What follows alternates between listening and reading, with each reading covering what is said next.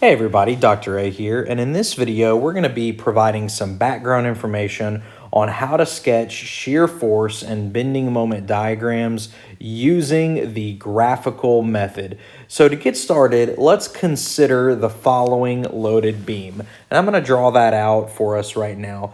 Let's say that we have a beam that has a pin connection at one end and a roller at the other end, okay? And let's call this left support A, and we'll call the right support B. Now let's say that we have some applied loading here. Call this W. And, you know, this loading could be a uniform load. It could be a triangular load. It could be any shape. That's why we kind of drew it with this kind of squiggly figure here. And, you know, you can also have some point loads here as well, okay? So, you know, this beam will tend to bend concave up like this. All right, so let's just keep that in our back pocket. So the first thing we do whenever we want to get the process started for using the graphical method to sketch shear force and bending moment diagrams is we first solve for all external support reactions. So if we look at this beam, then of course, you know, you're going to have an AY here, and you're going to have an AX, and you're going to have a BY. So those are your support reactions.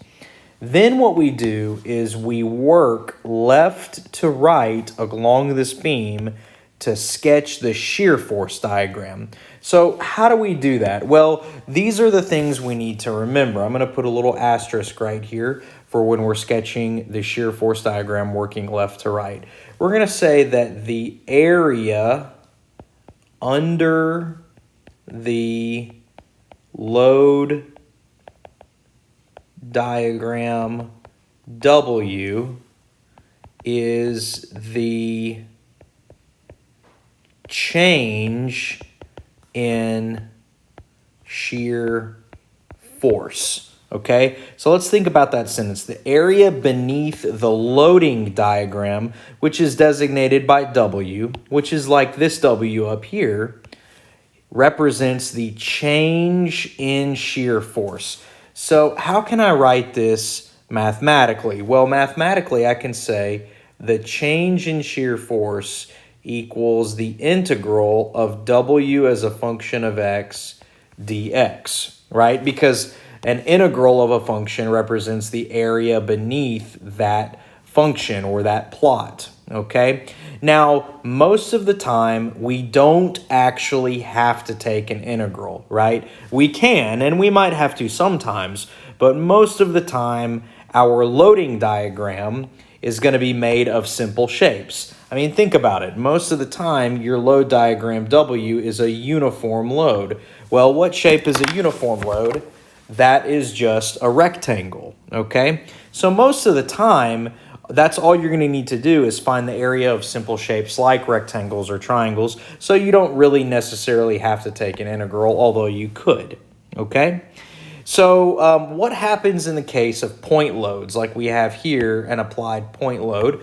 We also have AY and BY that are reactions, but they are point loads. So let's make a note here, another asterisk, okay?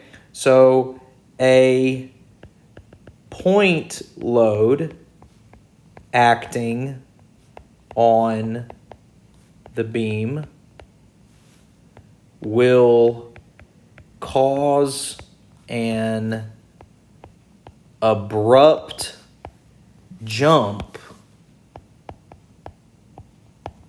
in the shear diagram.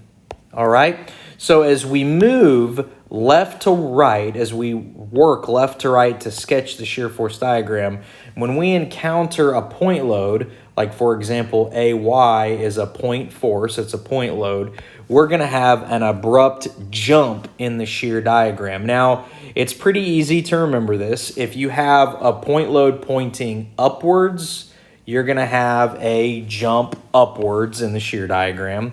And if you have a point load pointing downwards like we do in the case of this P in this diagram, you're going to have an abrupt jump downwards, okay?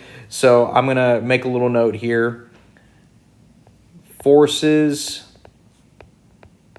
pointing up will give a jump up in the shear diagram.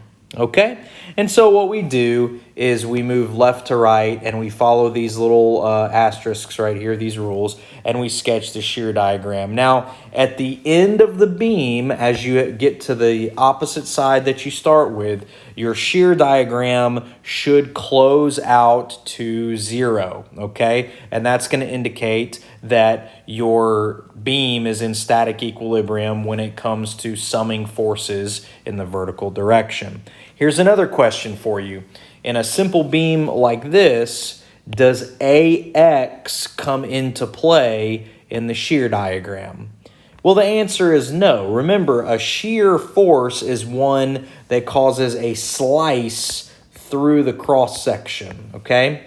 In this kind of diagram, in this particular beam, AX is an axial load that lies along the line of action of the beam, and it is thus not causing a shearing effect. So AX is not going to come into play in a shear force diagram when you have a horizontally oriented beam like we have drawn here, okay? Now, what about the moment diagram? Okay, that's the next piece of this. Well, similarly, we're going to work left to right along the beam length to sketch the bending moment diagram. So let's make a couple of extra notes here. Let's put an asterisk here. So the area under the shear diagram, which I'm going to call V, is the change in bending moment.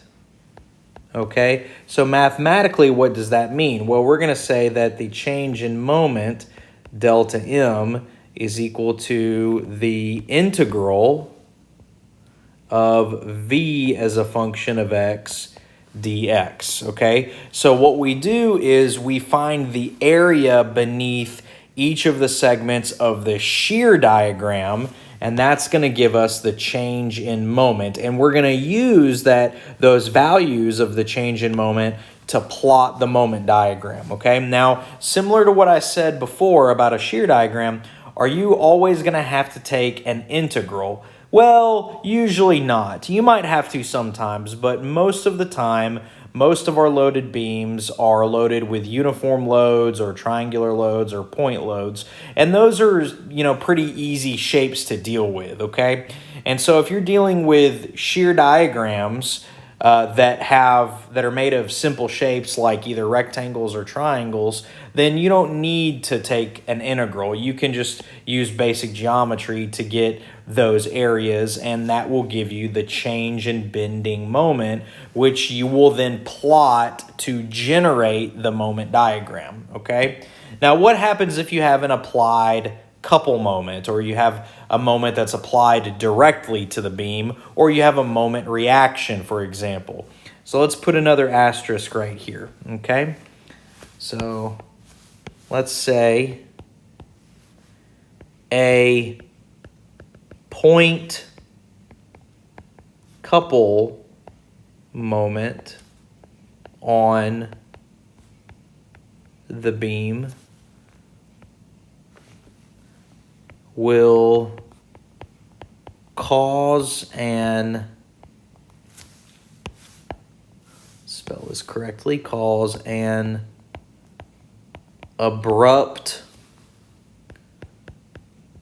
jump upwards in the moment diagram when it acts clockwise, okay?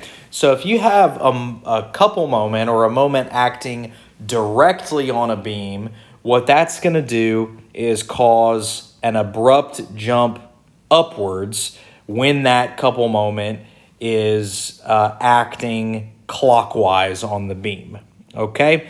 So that's generally how we sketch these diagrams. So what we're going to have after this video is a couple of example videos where we do some numerical examples and illustrate these concepts. So hopefully you've been following along, you've been taking good notes, and what you need to do is be on the lookout for the next handful of videos where we do several numerical examples exercising this. If you found this helpful, please hit like and subscribe, and be on the lookout for those other example videos. Thanks for watching.